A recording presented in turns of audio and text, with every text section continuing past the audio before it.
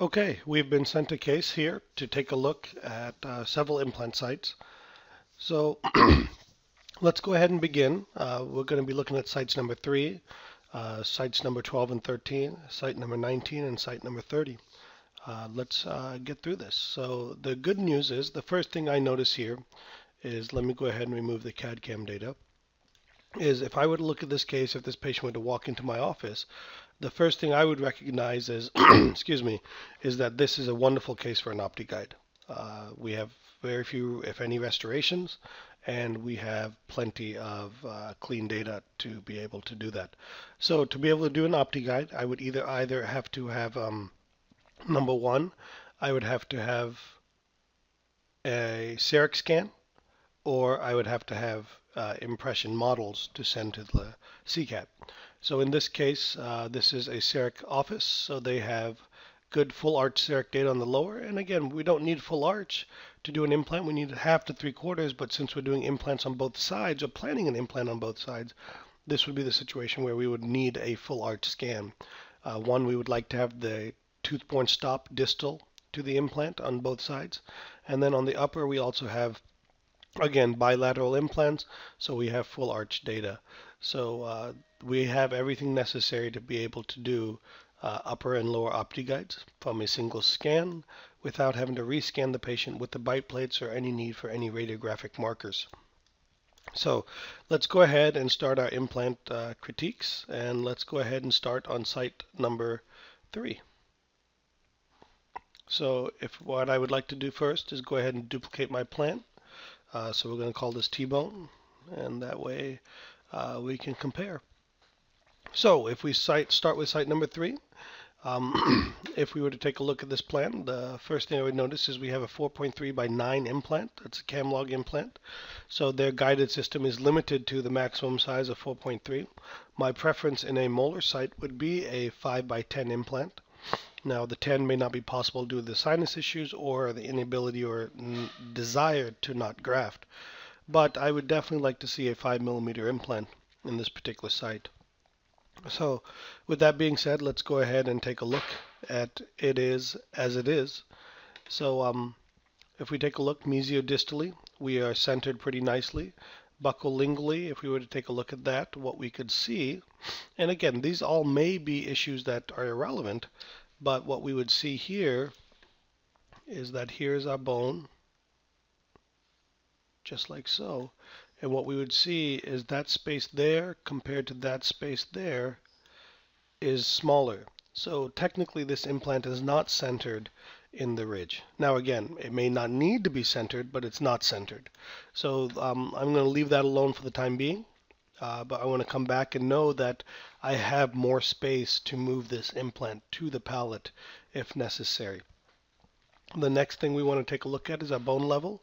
And again here, going back to our drawing, we can see that our bone level is about right here. So this implant is nicely done at bone level. So I'm not worried about that. The next thing we're going to look at is vital structures. And in a case of a maxillary implant, the vital structures would be interproximal teeth, which we have plenty of distance from, and then the sinus. And here we can see that we are quite close to the sinus. When we get to our last step in the 360 view, we'll determine whether or not we're too close to the sinus. And what we can see here is that there are a few areas, like for example right here, where we're going to be into the sinus. Now, many will argue that this is not a big deal since it's such a small area.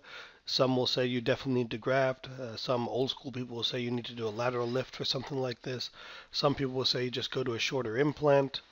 Many different options here. My preference in this case would be to simply do a small sinus bump to increase our ability to create the longer length implant and to avoid any potential of sinus issues from the implant going into the sinus. So next we will take a look at our sleeve, and in this case we have the Camlog sleeve. So let me see if that how that looks. And what we're looking at here is one thing I do want to point out. And what we can see in this particular situation is that this Camlog sleeve is interfering with the tissue.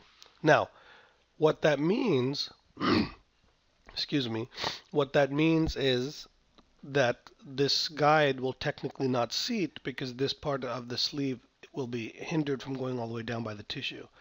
The solution for this will be, one, to move the implant. If you have a system that allows moving of the sleeve, we'll move the sleeve. Camlog is not that system.